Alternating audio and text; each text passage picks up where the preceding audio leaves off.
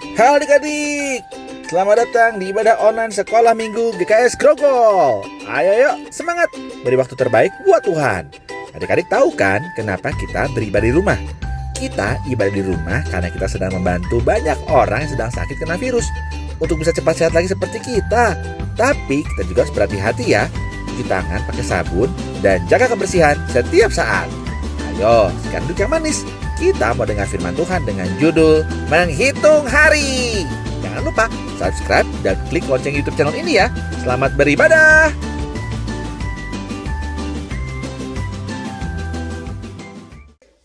Shalom adik-adik. Shalom adik-adik. Kak Fen, lihat tuh adik-adik kita udah cantik, ganteng-ganteng. Wah, kalian pasti sudah mandi kan? Sudah dong kak. Kak Fen udah mandi belum? Udah dong. Oh iya deh. Adik-adik, kita berjumpa lagi di ibadah Sekolah Minggu GKS FBC. Kita bersuka cita pada pagi hari ini yuk, karena kita punya Tuhan Yesus yang teramat baik. Amin. Amin. Ayo mari bangkit berdiri, jangan duduk. Kita bangkit berdiri, kita mau menari buat Tuhan Yesus. Kita mau memuji buat Tuhan Yesus. Haleluya.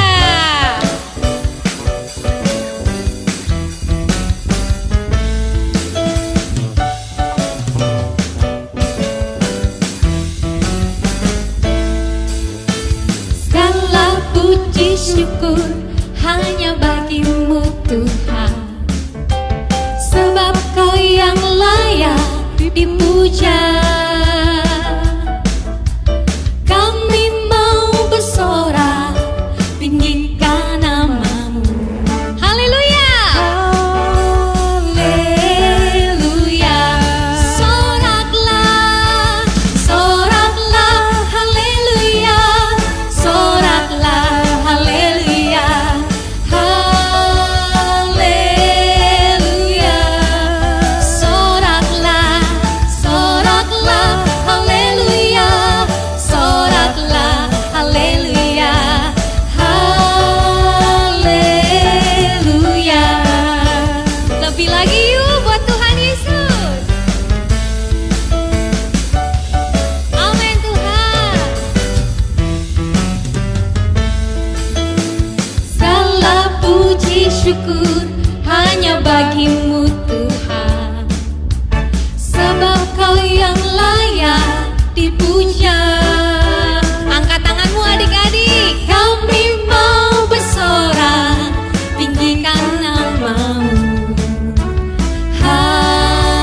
Haleluya. Angkat tanganmu tinggi-tinggi buat Tuhan. Soraklah, haleluya. Haleluya. Haleluya. Haleluya. Oh soraklah, soraklah, haleluya. Hey hey, soraklah, haleluya. Haleluya. Mana tangannya? Soraklah, Haleluya. soraklah. Soraklah. Haleluya. Haleluya. Soraklah, soraklah, haleluya. Soraklah, haleluya. Sekali lagi adik-adik katakan haleluya. Soraklah, soraklah, haleluya. Soraklah, haleluya. Haleluya. Soraklah, soraklah, haleluya. Soraklah, haleluya. Haleluya.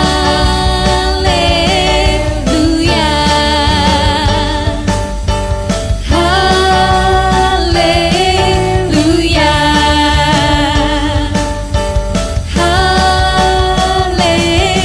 Haleluya. Tepuk tangan buat Tuhan Yesus. Haleluya. Amin. Amin. Mari adik-adik duduk yang rapi, selamat mendengarkan firman Tuhan. Halo adik-adik, salam jumpa kembali bersama dengan Om Alex. Shalom untuk semuanya, semoga semua sehat, sejahtera, kuat di dalam anugerah Tuhan Yesus. Dan Om berharap kiranya adik-adik semua tetap belajar dengan tekun, sekalipun beberapa mungkin sudah ada yang bersekolah tatap muka. Kiranya Tuhan Yesus terus membimbing, menolong adik-adik semua di dalam pembelajaran baik online ataupun tatap muka, sehingga selalu berhasil dalam pelajarannya, dalam persekolahannya, sehingga mendapatkan nilai-nilai yang baik, nilai-nilai yang memuaskan, bisa menyenangkan hati orang tua dan Tuhan. Hari ini, minggu ini, kita akan belajar pelajaran sedikit mengenai menghitung hari, ya, menghitung hari. Ayatnya diambilkan dari Mazmur 90 ayat 12, yaitu Mazmur yang ditulis oleh Musa setelah Bani Israel keluar dari Mesir, ya. Nah, ayat ini berbunyi demikian adik-adik, ya. Ajarlah kami menghitung hari-hari kami sedemikian hingga kami beroleh hati yang bijaksana, ya. Penekanannya pada menghitung hari-hari, ya. Menghitung hari-hari, itulah yang ditekankan oleh ayat ini. Supaya apa? Supaya kita semua beroleh hati yang bijaksana. Di dalam ayat ini terkandung suatu pelajaran bahwa tidak boleh menyia-nyiakan hari-hari kehidupan kita, supaya hari-hari kehidupan kita boleh terhitung di hadapan Tuhan, ya.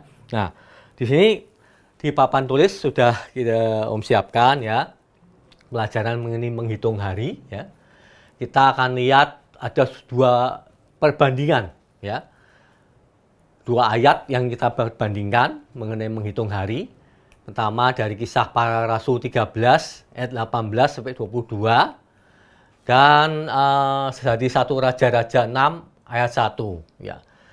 Keduanya menceritakan mengenai berapa tahun Bait Allah berdiri, ya.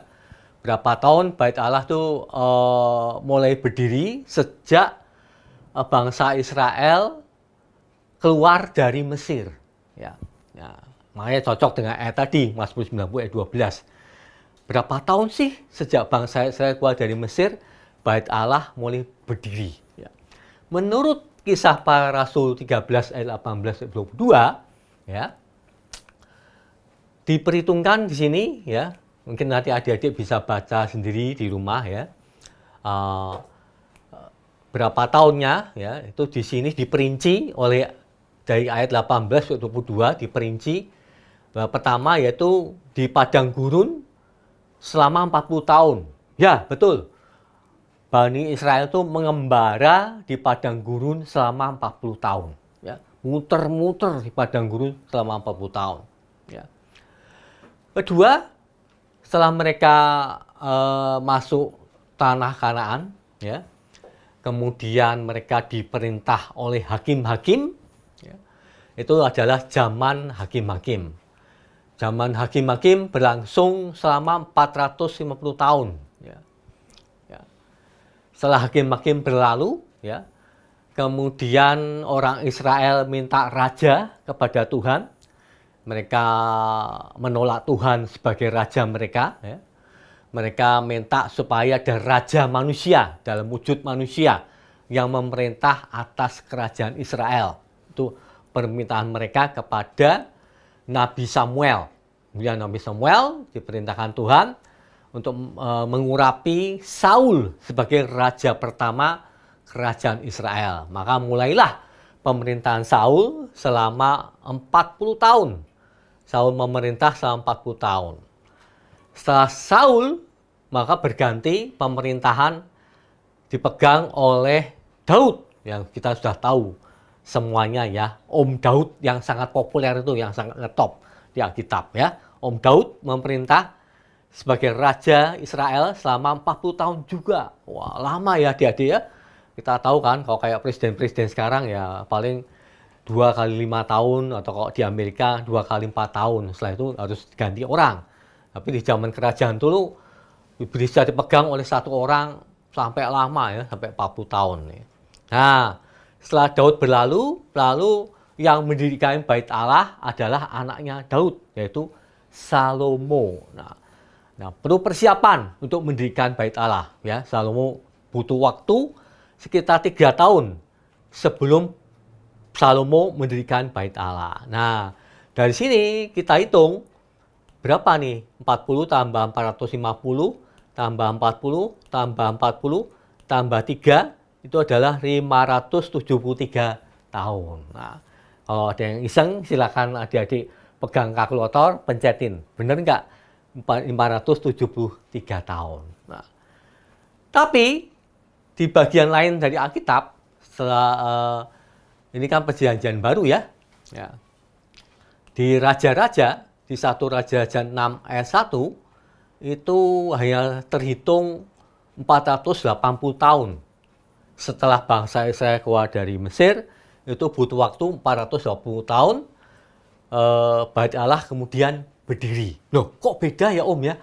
Satu bilang 573, satu bilang 480.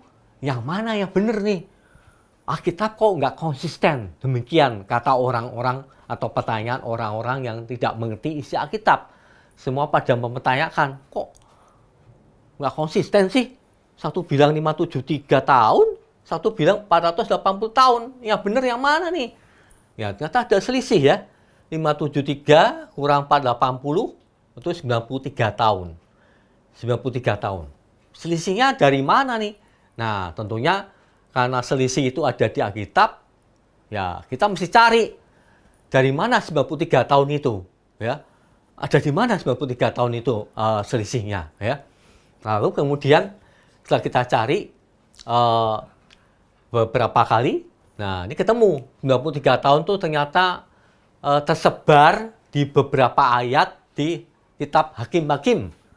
Yang pertama yaitu di Hakim-Hakim 3 ayat 8, yaitu 8 tahun. Ya.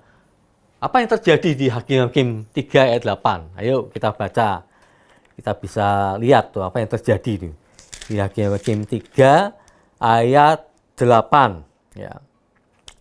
Lalu bangkitlah murka Tuhan terhadap orang Israel, sehingga ia menjual mereka kepada Kushan Rishyataim, raja Aram Mesopotamia, dan orang Israel menjadi takluk kepada Kushan Rishyataim 8 tahun lamanya. Ya, sedikit punya sedikit nyata orang Israel itu ayat 7 melakukan apa yang jahat di mata Tuhan.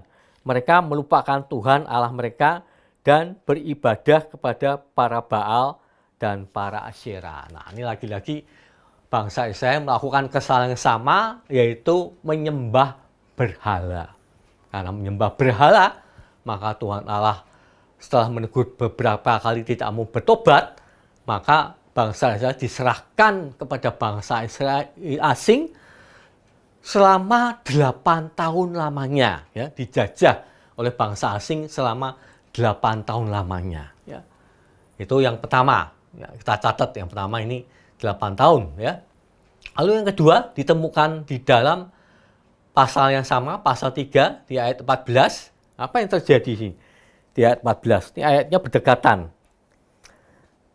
18 tahun lamanya orang Israel menjadi takluk kepada Eglon, raja Moab. Nah, di sini kita tahu lagi-lagi orang Israel melakukan yang jahat di mata Tuhan, menyembah berhala juga, sehingga kemudian diserahkan kepada orang Moab selama 18 tahun lamanya. Dijajah selama 18 tahun lamanya. Ya. Yang kedua, nah sekarang kita lihat, kita cari yang lain. Ada nggak kesalahan yang sama dilakukan oleh bangsa Israel? Nyata di pasal 4 ayat 2-3 ditemukan hal yang sama pula. Ya. Ayat 2-3 di sini. Lalu Tuhan menyerahkan mereka ke dalam tangan Yabin, raja Kanaan yang memerintah di Hasor. Panglima tentaranya adalah Sisera yang diam di Haroset Hagoyim. Lalu orang Israel berseru kepada Tuhan, sebab Sisera mempunyai 900 kereta besi dan 20 tahun lamanya ia menindas orang Israel dengan keras. Ya. Ini pada bangsa Kanaan, diserahkan pada bangsa Kanaan selama 20 tahun. Lagi-lagi kesalahan yang sama yang dilakukan oleh bangsa Israel. Ya. Lalu yang keempat, kita lihat, kita temukan di Hakim-Hakim 6 ayat 1. Apa yang terjadi nih? Jangan-jangan kesalahan yang sama yang dilakukan oleh orang Israel. Nih. Tetapi orang Israel melakukan apa yang jahat di mata Tuhan, sebab itu Tuhan menyerahkan mereka ke dalam tangan orang Midian. 7 tahun lamanya. 7 tahun adik-adik. 7 tahun dijajah oleh orang Midian. Ya, karena mereka melakukan apa yang jahat, yaitu menyembah berhala. Melupakan Tuhan Allah, menyembah berhala, sehingga dihukum Tuhan, diserahkan kepada orang Midian, ditindas selama 7 tahun. Ya. Lalu, apa yang terjadi lagi? Kita temukan di dalam pasal 13, tetap di kitab Hakim-Hakim, pasal 13, ayat 1. Orang Israel melakukan pula apa yang jahat di mata Tuhan. Nah, ini perkataannya sama terus. Melakukan pula apa yang jahat di mata Tuhan. Sebab itu Tuhan menyerahkan mereka ke dalam tangan orang Filistin. Karena orang Filistin ya yang menjajah orang Israel. Selama berapa tahun? Selama 40 tahun lamanya. Ya, 40 tahun. Ya. Jadi berbagai bangsa ini yang menindas orang Israel. Karena kesalahan yang sama yang dilakukan oleh orang Israel, itu menyembah berhala, melakukan apa yang jahat di mata Tuhan, sehingga mereka dijajah oleh bangsa-bangsa itu yang tidak mengenal Tuhan. Ya. Nah, kalau kita jumlahkan sini, 8 tambah 18, tambah 20, tambah 7, tambah 40, semuanya klop, persis, sama dengan 93 tahun lamanya. Ya. Disinilah selisih 93 tahun ini terjadi. Kenapa? Yaitu kisah para rasul itu hanya menghitung tahun-tahun kalender, adik-adik. Tahun-tahun kalender di dalam hidup bangsa Israel. Tapi 1 Raja-Raja 6 itu menghitung tahun-tahun yang terhitung di hadapan Tuhan. Saat orang Israel hidup dengan benar di depan mata Tuhan, mereka tidak menyembah berhala, mereka tidak melakukan apa yang jahat di mata Tuhan, maka tahun-tahun itulah yang dihitung oleh Tuhan. Tahun-tahun rohani, boleh dikatakan seperti itu. Namun 573 tahun dengan selisih 93 tahun, 93 tahun itulah yang tidak dihitung oleh Tuhan. Karena di dalam tahun-tahun sepanjang 93 tahun itu, orang Israel hidup dengan sia-sia, hidup tanpa tujuan, hidup dengan tidak menyembah Allah, hidup dengan melupakan Tuhan Allah, hidup dengan melupakan semua kebaikan Tuhan, melupakan semua apa anugerah Tuhan, melupakan semua apa yang sudah Tuhan perbuat dalam hidup mereka. Mereka melupakan semua itu, maka akibatnya setelah ditegur berulang kali tidak mau bertobat, maka Tuhan menyerahkan mereka ke dalam penindasan bangsa-bangsa asing yang tidak menyembah Tuhan Allah Israel. Ya. Itulah yang terjadi faktanya di dalam Alkitab, adik-adik. Jadi ini suatu pembelajaran yang sangat luar biasa, adik-adik, bahwa di samping tahun-tahun kalender, hari-hari kalender, Januari sampai Desember, ya, kalau ditarik ke masa sekarang, Januari sampai Desember, 1 tahun 365 hari. Apakah setiap hari kita hidup benar di mata Tuhan? Ya. Apakah setiap hari kita benar-benar hidup menyembah Tuhan? Kita tidak melupakan kebaikan Tuhan. Kita selalu bersyukur sama Tuhan. Kita selalu berterima kasih sama Tuhan atas pemeliharaannya. Kita bersyukur kepada Bapa karena kasih setianya yang tak berkesudahan. Kita bersyukur pada Bapa karena belas kasihannya kepada kita. Rahmatnya yang selalu baru setiap hari. Kita juga bersyukur kepada Tuhan Yesus yang melimpahi kita dengan segala anugerah dari surga. Ya. Kita juga bersyukur pada Roh Kudus yang selalu menuntun kita, membimbing kita, menolong kita, menghibur kita tatkala kita bersedih, menguatkan kita tatkala lemah, juga yang memberikan jalan keluar tatkala kita sedang buntu, juga yang selalu memberikan kita jawaban tatkala kita butuh jawaban. Juga memberikan kita terobosan tatkala kita menghadapi jalan buntu. Juga tidak lupa Roh Kudus juga selalu mengubahkan batiniah kita hari ke hari, sehingga kita tidak lagi sama seperti hari-hari kemarin. Nah, sudahkah kita melakukan itu, adik-adik? Tidak usah sepanjang tahun, satu hari pun, sudahkah kita sudah persembahkan itu untuk Tuhan? Untuk kita selalu bersyukur, berterima kasih untuk semua berkat-Nya bagi kita. Kita diberikan orang tua yang baik, kita diberikan orang tua yang memelihara hidup kita, kita diberikan juga semua nafkah penghasilan lewat orang tua kita. Kita bisa bersekolah, ya. Itu kita mesti mengucap syukur, adik-adik, ya. Kalau kita bersungut-sungut melakukan apa yang jahat seperti bangsa Israel, maka berbagai kesulitan, masalah akan menimpa kita, supaya kita kembali digiring kembali kepada Tuhan, ya. Dan sepanjang tahun, sepanjang bulan dan hari, kalau kita pergunakan itu untuk selalu ingat pada Tuhan, untuk selalu melakukan hal-hal yang rohani, entah itu adik-adik mengerjakan PR, pembacaan ayat, ya, yang diberikan oleh kakak pembina, ya, atau adik-adik bertekun di dalam doa dengan berbagai pokok doa, atau adik-adik bertekun dalam pembelajaran Alkitab dibimbing oleh kakak-kakak pembina, maka niscaya hari-hari adik-adik semua, hari-hari kita semua itu diisi dengan berbagai hal untuk membangun iman kita, untuk memperkuat iman kita, sehingga hari-hari itulah yang dihitung oleh Tuhan. Maka tahun-tahun sepanjang 365 hari sepanjang tahun akan dihitung oleh Tuhan sebagai tahun-tahun rohani. Maka tidak heran adik-adik, ada orang yang sudah hidup sampai tua, mungkin puluhan tahun, 40, 50, 60, 70, tapi perilakunya, cara berpikirnya masih seperti anak-anak.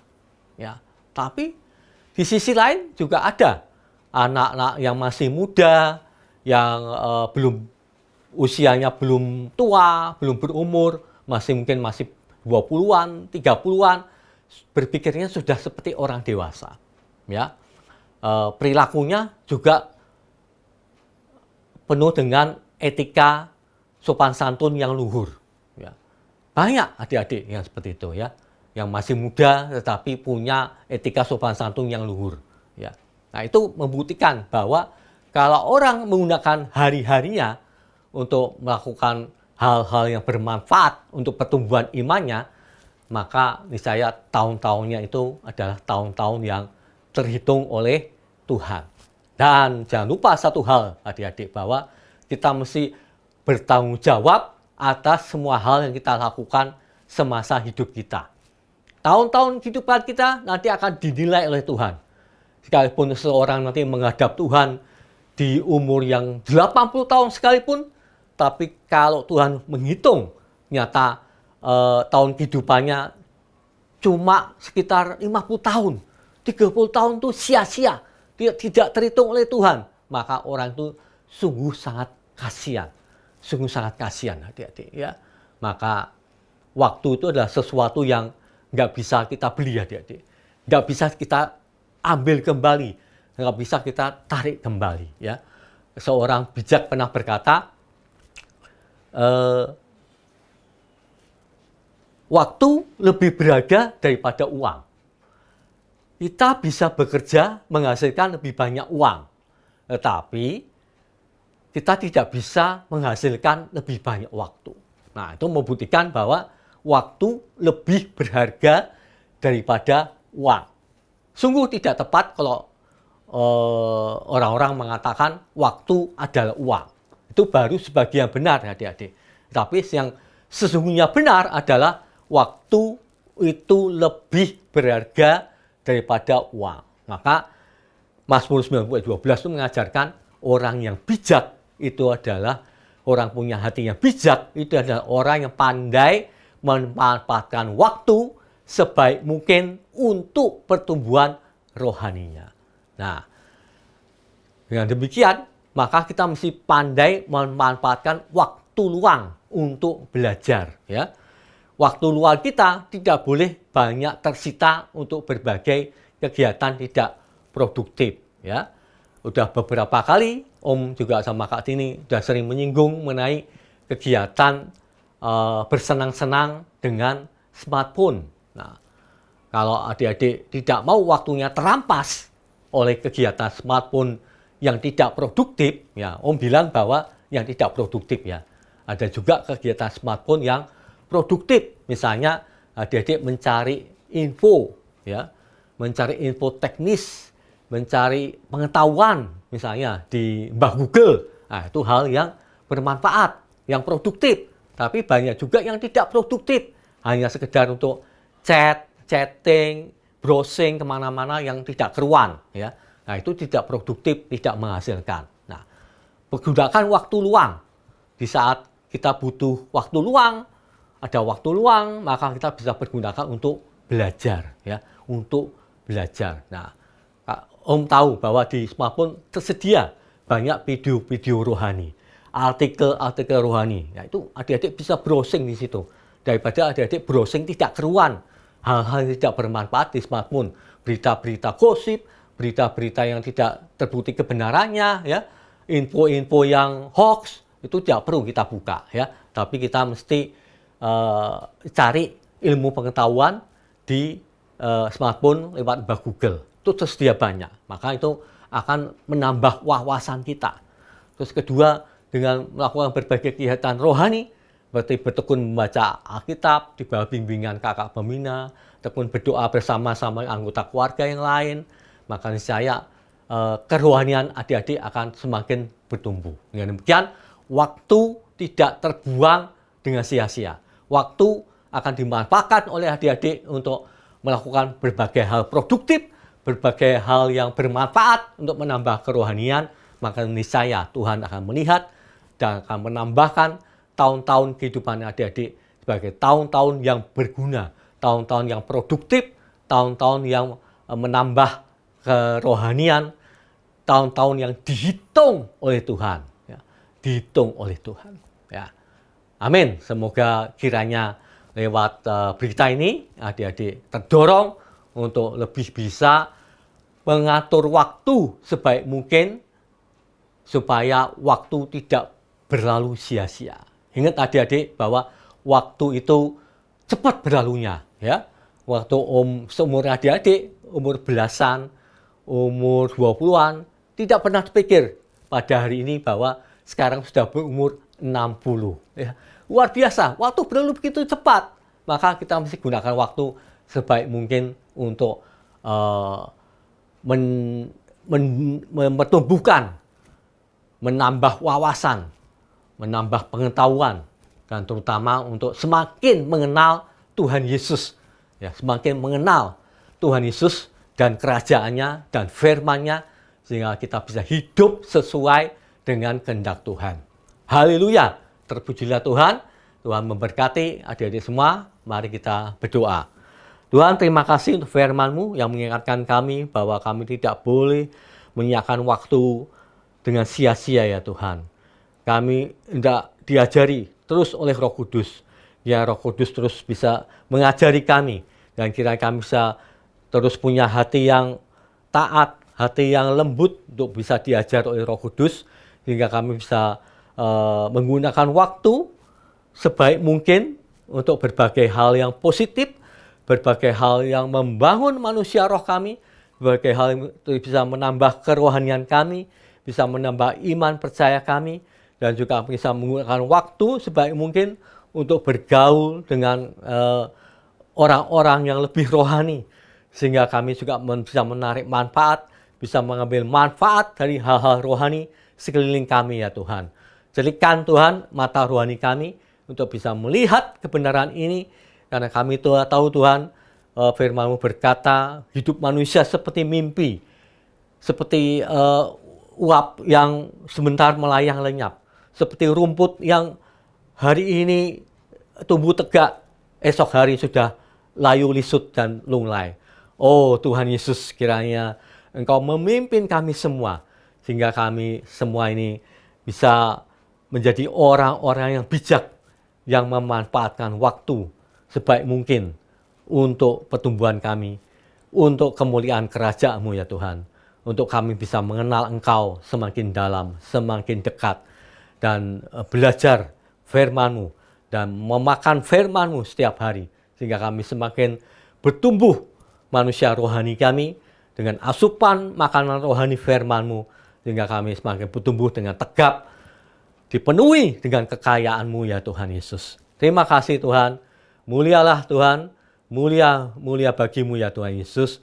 Dalam nama-Mu Tuhan Yesus kami berdoa, kami mengucapkan syukur. Haleluya. Amin. Amin. Adik-adik, kita sudah selesai mengikuti ibadah online sekolah minggu GKS Grogol. Ingat untuk selalu mentaati dan melakukan firman Tuhan setiap saat. Jangan lupa minggu depan untuk ikut lagi ibadah sekolah minggu ya. Kita akan bahas tentang Dia bangkit dan hidup selamanya. Jangan sampai ketinggalan. Sampai jumpa minggu depan. Dadah!